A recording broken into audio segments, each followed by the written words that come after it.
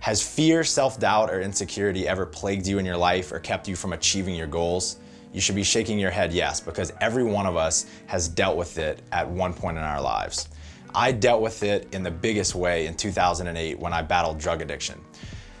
In that time, I went on this long journey of trying to conquer my own mind. And very early on in the process, I learned about something called mindfulness. Mindfulness is the act of becoming conscious or aware of our thoughts and our behaviors. In this video, I'm going to explain to you the importance of mindfulness and the power it can have in your life, whether you're trying to overcome an obstacle or achieve something that you've been working towards for a really long time. I'm going to show you the very simple fundamentals of how to start practicing it, as well as how to take it into your everyday life. The first and possibly most important thing, impactful thing that mindfulness can teach you is to become the watcher of your thoughts. Most of us, and especially in someone with an untrained mind, is constantly reacting to the external environment.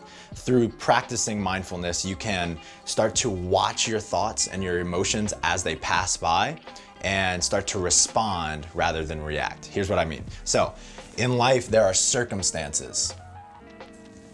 These are things like we get cut off in traffic, or someone says something to us, whether we like it or not, or we get a grade on a test. Those are circumstances. So a circumstance naturally triggers a thought. Circumstance triggers a thought. And a lot of times in an untrained mind, this thought is predetermined, it's automatic because of beliefs that we've had since before we can even remember and the way that we've been brought up in society. They're automatic. A thought triggers an emotion. Again, this chain reaction is also automatic. If you have a certain thought, whether it be positive or negative, it usually triggers a certain response, a physical sensation in your body. An emotion is just a physical sensation. For instance, when I feel overwhelmed or stressed, I usually feel a pit right about here, 2 inches above my solar plexus. Some people hold emotions in their shoulders or their face or their stomach. Again, it's a physical sensation. The emotion then triggers a behavior. Behaviors then give us our results. By practicing mindfulness, you can create this gap between the circumstances in your life, which are largely outside of your control, and the thinking and your beliefs that you have about your life. So you can perform better, you can overcome obstacles, and you can achieve anything that you want. I just showed you the difference between an untrained and a trained mind, and how through the practice of mindfulness, you can create a gap between the circumstances in your life and the thoughts that you have. And now I'm going to teach you exactly how to train your mind to do that. And it's the sexiest topic in the world, meditation. Most people have a lot of misconceptions about meditation, such as you have to sit on one of those fancy little bean bags, or you have to be completely void of thinking for half an hour. All meditation is training your ability to focus on a single point. Most people do that with the breath. It's training your mind to be present and to focus on the moment. And so in my life, I keep it really, really simple. I use this chair right here. I sit in it just like this, and I spend 10 to 20 minutes every day using either the Headspace app or the Insight Timer app. So one of those is a guided meditation and one is an unguided meditation. A couple things to keep in mind when meditating. The first and most important thing is that there is no right way to do it. I've spent a lot of years practicing this, and a lot of times that I do it to this day, most of the session, I'm completely lost in thought. One of the most helpful pieces of advice that I got early on is that every time my mind wanders and I bring myself back to focusing on my breath, that's a good repetition. So that's a really good way to look at it, that I'm flexing this mindfulness muscle. I'm flexing my ability to focus and be present. So every time I get lost in thought, that's an opportunity to have another positive repetition to practice my focus. So again, 10 to 20 minutes a day, it doesn't really matter where you're sitting. Just focus on your breath, and every time you get lost, bring yourself back to your present moment. One of the biggest obstacles standing in our way of being more present and more mindful in our lives is our technology. Our phones, our computers, social media, apps on our phone, they all demand our attention and keep us from being present with what's actually in front of us. Think about how many times you've been at a restaurant or waiting in line and you see people everywhere around you just staring at their phones. It could be two people sitting alone at a restaurant, and instead of connecting with one another, they're just staring at the screens in front of them. I've been just as guilty as anyone else. I used to wake up in the morning and check my text messages for 10 to 20 minutes, then go and check email for another 20 minutes, and then check social media for 20 to 30 minutes. And throughout the day, I would just cycle through those over and over and over. And then I would end the night with one more time. Check any last emails, make sure I don't wake up with a huge inbox, check social media one more time, and then go to sleep. What that cost me is, one, connecting with others.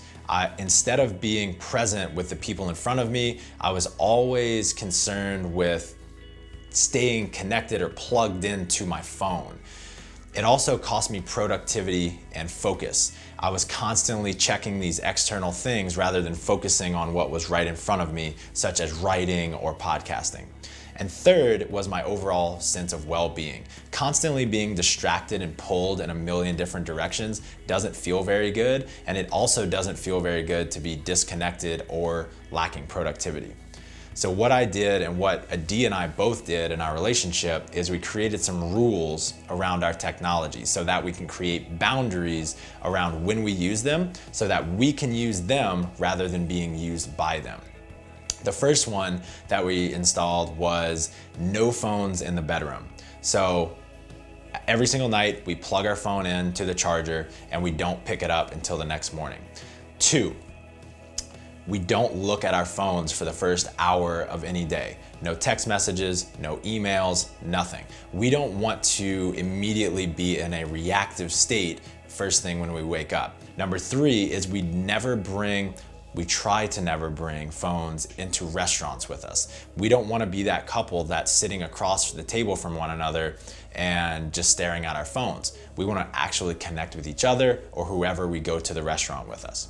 Number 4, and this is possibly the most impactful thing you can do with your phone. We decided to turn off all notifications off of all of our apps. So no email notifications like the little number, no notifications when we get new likes or followers on social media. What we realized is that there's this concept called attention residue. Every time a human being switches from one task to another, there is a lag in time that it takes to refocus on this new task.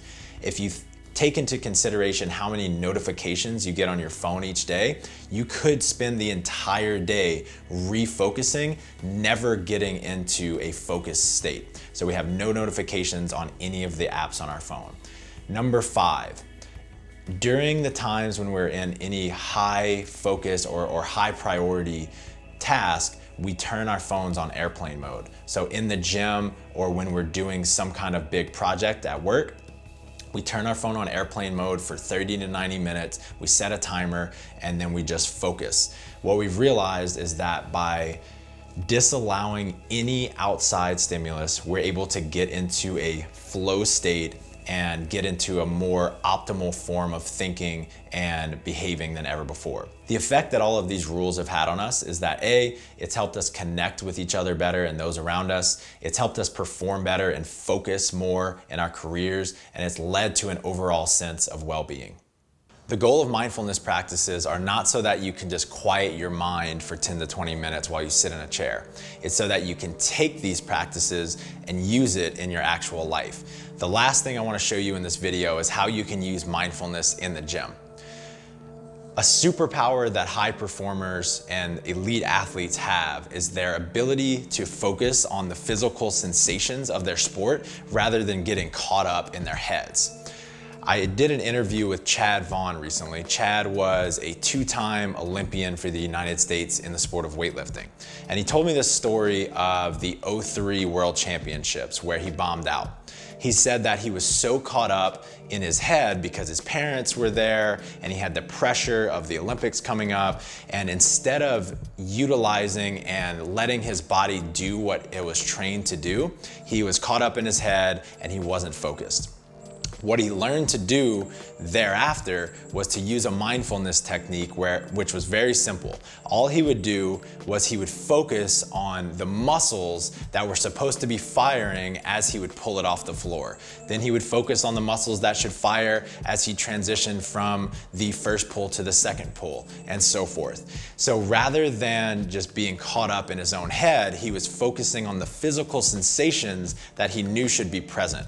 So what I want to leave you with here today is one way that you can perform better in the gym and really any physical activity is to simply focus on physical sensations of whatever you're doing. So if you're working with a barbell, focus on the knurlings on the bar, the feeling of the bar rubbing against your hand. If you're squatting, focus on the barbell on your back, focus on the feeling of your where your shoes meet the floor. Focus on what your knees should be doing. All of these things are bringing you into the present moment and keeping you out of your head so that you can perform like your body is trained to do.